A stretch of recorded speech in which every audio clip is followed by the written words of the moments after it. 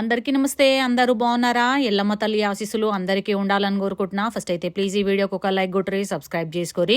ఇంకా ఇవాళనైతే ఫస్ట్ ఎల్లమ్మ తల్లికి బోనం నేను ఎట్లా చేస్తానో ఈ వీడియోలో చూపిద్దామని వచ్చేసిన 3 బోనాలు చేస్తున్నాను అనమాట. పోచమ్మ తల్లికి, ముత్యాలమ్మ తల్లికి కూడా బోనం ఎట్లా చేస్తా అనేది ఈ వీడియోలో మొత్తం చూపించేస్తా. మీరైతే వీడియో అయితే లాస్ట్ వరకు చూడరబ్బా. సబ్స్క్రైబ్ చేయడం అయితే మర్చిపోవద్దు. ఎల్లమ్మ తల్లికి బోనం చేయడానికి కుండ, గురిగి 2 కంచుళ్ళు అయితే తీసుకొచ్చి 2-3 గంటలు నీళ్ళలో నానబెట్టేసి కుండ మంచిగా కడిగిన తర్వాత కుండలకైతే బియ్యము 5 దోశలన్నీ కడిగి వేసేసుకొని పొయ్యి మీద పెట్టేసి పరమాన్నం అయితే ఉండాలి. కుండల పరమాన్నం ఉడికేటప్పుడు గంట పెట్టి అస్సలు కలపొద్దు. నేను లాస్ట్ ఇయర్ ఇదే మిస్టేక్ చేసిన, మీకు అందుకనే చెప్తున్నా.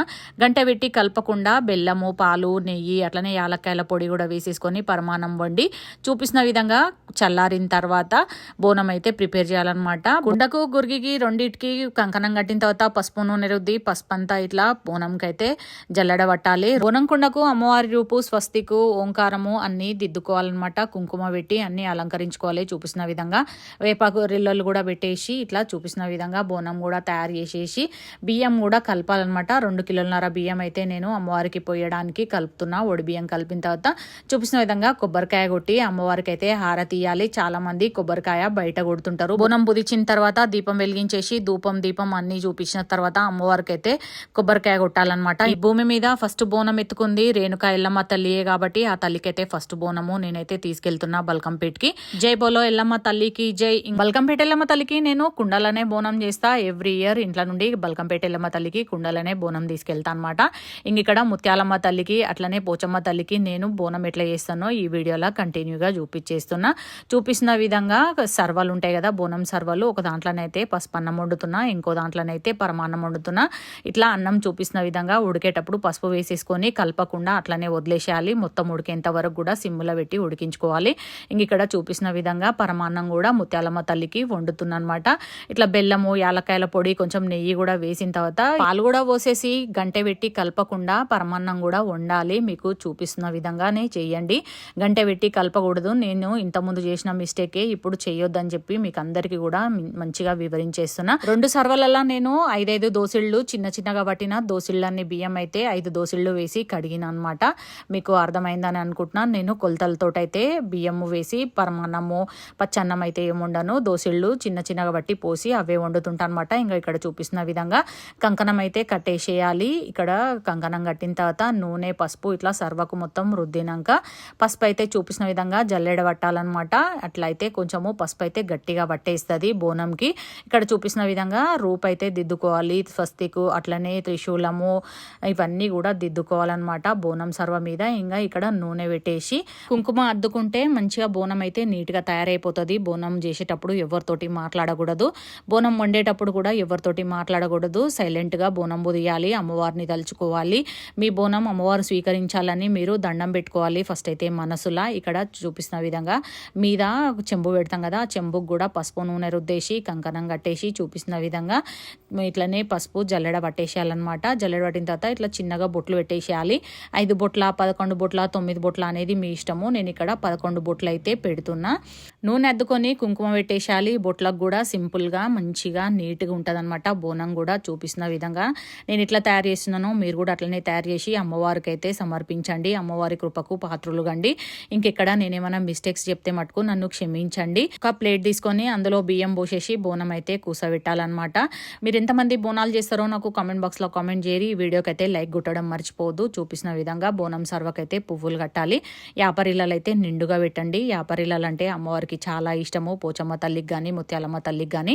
ఇంక ఇక్కడ యాపరిల్లలు కట్టలు కట్టి కూడా పెట్టొచ్చు. నేను ఎవ్రీ ఇయర్ కట్టలు కట్టి పెడతా. ఈసారి అయితే ఇట్లా నార్మల్గా పెట్టేస్తున్నా అనమాట. ఇంకా ఎక్కువసేపు కూర్చోలేకపోతున్నా అని చెప్పేసి నేను సింపుల్గా బోనం తయారు చేస్తున్నా. ఇంక ఇక్కడ చెంబుకు కూడా ఖచ్చితంగా పువ్వులు కట్టండి.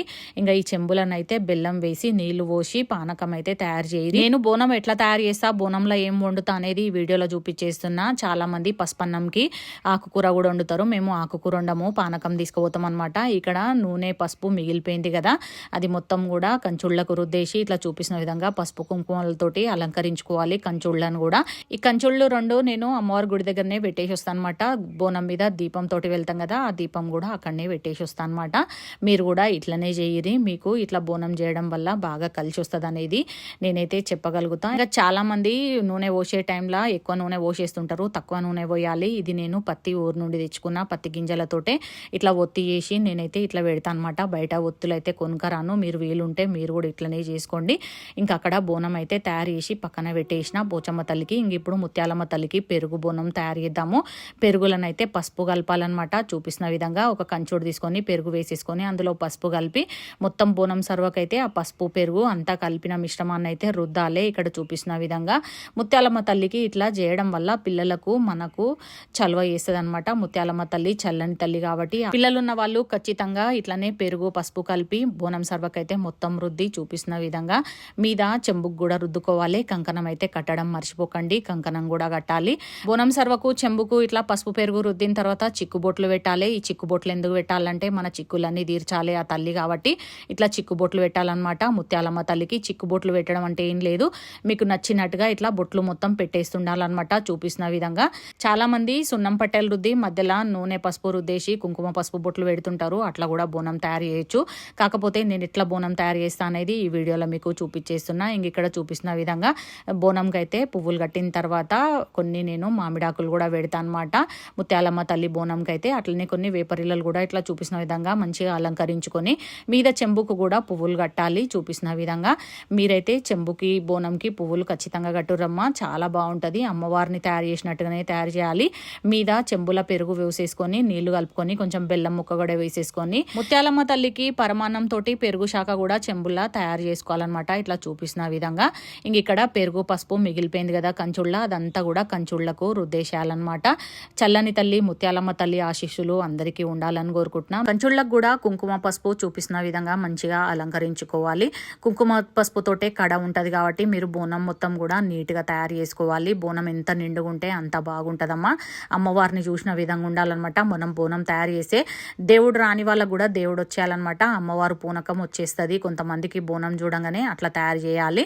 మీరు ఇది ఒక్కటైతే దృష్టిలో పెట్టుకొని ఇంక ఇక్కడ కంచుళ్ళు అయితే బుదిచ్చేసి నూనె పోసేసి చూపిస్తున్న విధంగా పత్తి గింజలతోటి పత్తి అట్లనే పెట్టి ఒత్తి వేసుకొని నూనెలను అయితే మంచిగా నాననియాలన్నమాట. ఇక్కడ చూపిస్తున్న విధంగా బోనాలు అయితే రెడీ చేసిన తర్వాత దేవుడు ముందల పెట్టేసి దీపాలు అయితే వెలిగించేయాలి. బోనం చేసిన తర్వాత వెంటనే దీపం వెలిగించడం వల్ల దీపాలు అయితే చాలా సేపు వెలుగుతాయి. అదైతే మీరు గుర్తు పెట్టుకోరి. దీపాలలా బయట కొనుకొచ్చిన ఒత్తులు వేయకుండా మీరే స్వయంగా చేతితో తయారు చేసిన ఒత్తులు వేసి దీపాలు అయితే వెలిగించుకుంటే బాగుంటుంది అనేది నా ఉద్దేశము.